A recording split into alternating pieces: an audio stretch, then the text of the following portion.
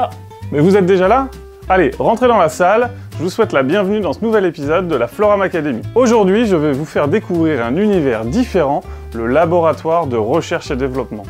Vous allez rencontrer Anne-Émilie, qui est chef de projet formulation et qui va tout vous expliquer de A à Z pour concevoir un produit. J'oubliais le principal, quand on va travailler dans un laboratoire, il nous faut absolument une blouse, que vous avez certainement remarqué juste derrière moi. Je l'enfile et on y va. C'est quand même mieux comme ça pour aller dans un laboratoire. Allez, vous êtes prêts? On y va!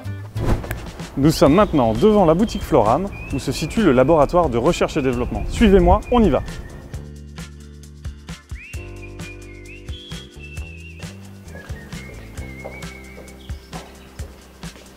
C'est ici. Nous voilà à présent dans le laboratoire de recherche et développement de chez Floram en compagnie d'Anne-Émilie, qui est chef de projet formulation. Bonjour Anne-Émilie. Bonjour Paul-Benoît. Alors aujourd'hui, on va essayer d'expliquer un petit peu à tout le monde comment est-ce qu'on construit, comment est-ce qu'on crée une formule cosmétique. J'imagine qu'il y a de nombreuses étapes et c'est là que tu interviens pour nous en dire un petit peu plus. Effectivement, il y a beaucoup d'étapes et elles sont aussi très longues.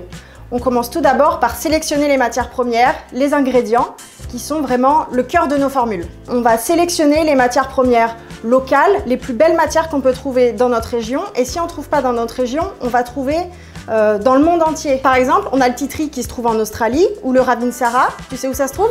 À Madagascar. Exactement. Mais on se base sur quoi pour choisir ces matières premières et du coup de valider leur qualité?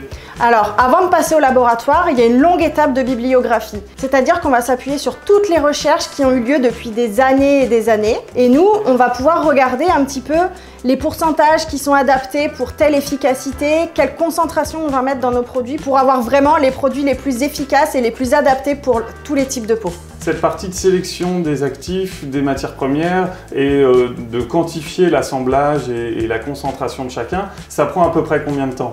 C'est très variable, mais comme on cherche toujours la meilleure efficacité, les meilleurs produits, les plus belles qualités, ça peut prendre des années. Donc si je résume, on a sélectionné les plus belles matières premières, les plus concentrées, les plus biologiques. On les a analysées, on a choisi en quelle concentration on les utilise et où on doit les utiliser pour avoir vraiment une efficacité optimale. C'est ça. Et c'est tout ce travail finalement qui nous amène à penser à un produit et à passer au laboratoire.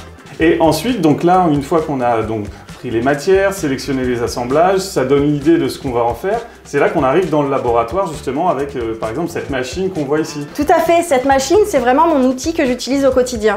C'est elle qui me sert à créer les galéniques. Est-ce que vous savez ce que c'est une galénique? C'est une texture. Donc on peut créer des crèmes, des laits, des baumes, mais aussi des lotions, des gels douche, des moussants. C'est très très varié une galénique. Est-ce que tu peux nous en dire un peu plus? Comment est-ce qu'on crée une émulsion? Comment est-ce qu'on crée un gel? Tu vas un petit peu loin Paul-Benoît, c'est notre secret ici. Notre galénique, on l'a créée avec toutes ces années de recherche pour trouver les matières premières, mais c'est pas seulement ça.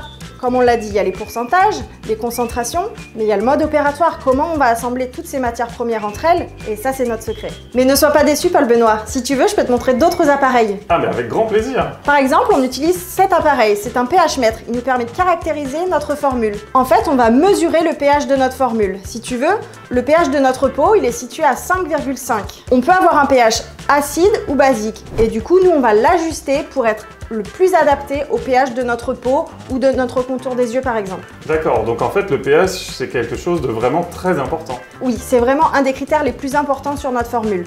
Mais on mesure aussi sa viscosité par exemple. La viscosité, qu'est-ce que ça veut dire? La viscosité, on la mesure avec un viscosimètre. Ça nous permet de caractériser l'écoulement, la fluidité du produit. Donc tu nous as expliqué comment on réfléchit à la formule, comment on la fabrique, ou en tout cas tu nous en as donné les contours, tu nous as présenté ces appareils, mais j'imagine que c'est pas tout.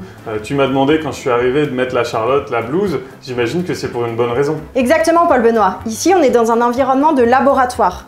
Donc qui dit laboratoire dit... Sécurité, hygiène? Exactement.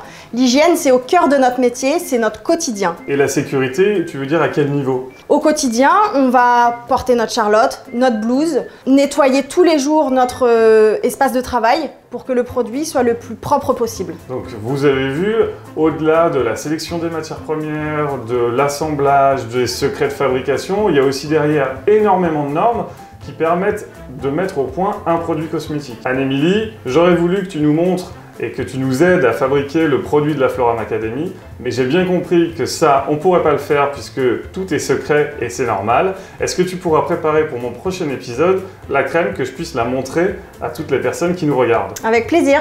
Je pense qu'aujourd'hui, on sort du laboratoire en ayant beaucoup appris. Un grand merci Anne-Émilie. Merci à toi Paul-Benoît d'avoir fait le déplacement jusqu'au laboratoire et compte sur moi pour faire la plus belle crème qui soit pour la Floram Academy. Merci à tous, un grand merci à Anne-Émilie et à très bientôt pour un nouvel épisode de la Floram Academy. À bientôt.